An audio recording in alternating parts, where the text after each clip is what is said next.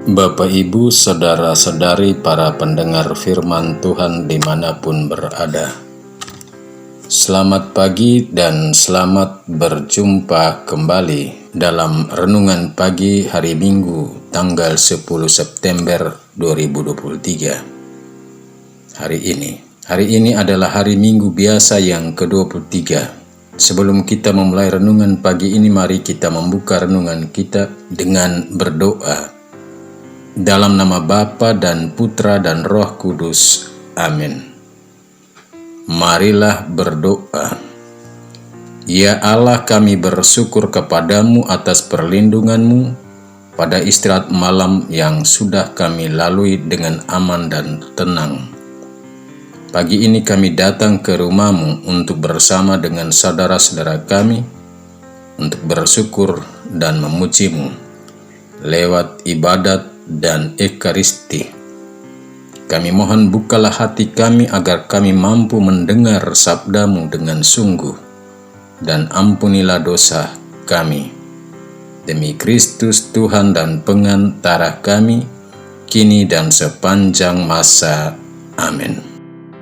Bacaan suci untuk renungan pagi Minggu 10 September 2023 saya ambil dari bacaan Minggu biasa ke-23 dengan berinspirasikan Injil Matius bab 18 ayat 15 sampai 20. Tuhan bersamamu dan bersama rohmu.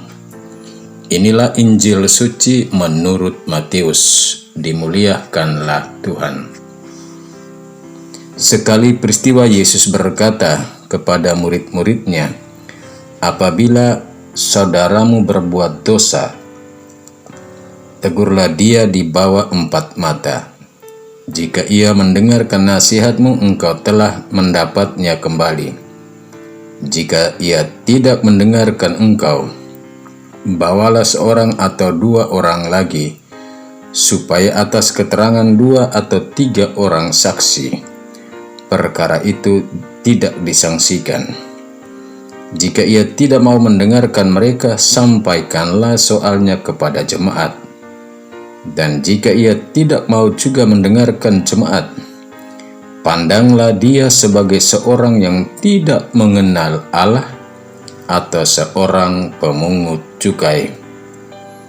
Aku berkata kepadamu, sesungguhnya apa yang kamu ikat di dunia ini akan terikat di surga, dan apa yang kamu lepaskan di dunia ini akan terlepas di surga. Dan lagi, aku berkata kepadamu, jika 2 orang daripadamu di dunia ini sepakat meminta apapun juga, permintaan mereka itu akan dikabulkan oleh Bapa-Ku yang di surga. Sebab di mana 2 atau 3 orang berkumpul dalam nama-Ku, di situ Aku ada di tengah-tengah mereka. Demikianlah sabda Tuhan. Terpujilah Kristus. Bapak, Ibu, saudara-saudari, tema renungan pagi ini saya beri judul, ampunilah sesamamu maka engkau pun akan diampuni. Intisari ketiga bacaan suci hari ini berbicara tentang membawa sesama keluar dari perbuatan jahat atau dosa dan tidak berbuat jahat atau dosa. Agar seorang berdosa merasa tidak dikucilkan atau direndahkan, Yesus dalam pengajarannya kepada para muridnya dan kepada orang banyak serta kita dalam kaitan dengan dosa dan orang berdosa atau perkara sebuah kejahatan, ia menyampaikan langkah-langkah bagaimana menegur dan memperlakukan orang berdosa sehingga ia tidak merasa bahwa ia sedang diadili. Bapak, Ibu, para pendengar firman Tuhan dimanapun berada, langkah pertama adalah tegur dia di bawah 4 mata. Artinya tegur dari muka ke muka atau dari hati ke hati. Bila pada langkah ini orang berdosa tidak mau mengakui kesalahannya dan tidak mau mendengarkan nasihatmu, maka tempuhlah langkah kedua yang Yesus tunjukkan, yakni Bawalah 1 atau 2 orang lagi dengan tujuan agar keterangan 2 atau 3 orang saksi perkara itu tidak disangsikan. Jika cara ini juga orang berdosa tidak juga mau mendengarkan mereka, maka langkah keempat Yesus tunjukkan, yakni sampaikan perkara atau perbuatan orang berdosa itu kepada jemaat, atau gunakanlah pengadilan rakyat. Bapak Ibu para pendengar firman Tuhan dimanapun berada, jika semua langkah ini tidak juga menyadarkan orang berdosa itu, maka langkah paling akhir adalah pandanglah dia sebagai orang berdosa, sebagai orang yang tidak mengenal Allah, atau sebagai pemungut cukai. Kita pun bertanya, mengapa harus menyamakan orang berdosa dengan pemungut cukai? Karena bagi orang Yahudi dan Israel pada umumnya, para pemungut cukai disebut sebagai orang berdosa karena mereka bekerja dengan dan untuk pemerintahan Romawi dalam hubungan dengan pajak. Atau orang-orang pemungut cukai adalah kaki tangannya pemerintah Romawi, maka mereka dipandang sebagai orang berdosa. Langkah-langkah yang Yesus tunjukkan ternyata sudah dinubuatkan oleh Nabi Yeskiel dalam bacaan pertama. Mulai dari langkah pertama, yakni Nabi diperintahkan untuk menegur langsung orang jahat demi nama Allah. Tapi bila Nabi tidak melakukan, "Hai orang jahat, engkau pasti mati." Dan jika ini tidak dijalankan oleh Nabi, orang berdosa tidak bertobat, maka orang jahat mati dalam kesalahannya. Tetapi Nabi akan dituntut pertanggungjawaban atas nyawanya.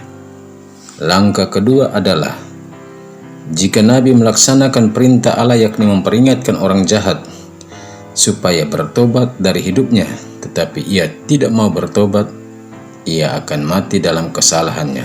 Tetapi engkau telah menyelamatkan nyawamu. Dan bentuk nyata dari pengampunan adalah hidup dalam kasih terhadap Allah dan terhadap sesama, sebagaimana hukum Taurat Musa atau perintah cinta kasih. Bapak Ibu para pendengar firman Tuhan dimanapun berada, sebagai orang Kristen, kita bertanya, apakah langkah-langkah Yesus atau pola pastoral Yesus tadi sungguh-sungguh telah kita mengerti, telah kita hayati dalam hidup dan karya kita di tengah dunia saat ini?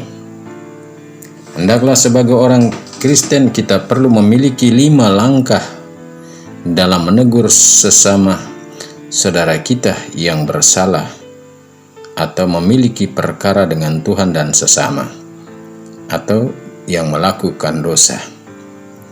Apakah langkah tegur di bawah 4 mata selalu kita lakukan, atau yang kita lakukan suka melakukan pengadilan massa, suka memandang rendah orang lain, dan tidak mau mengampuni?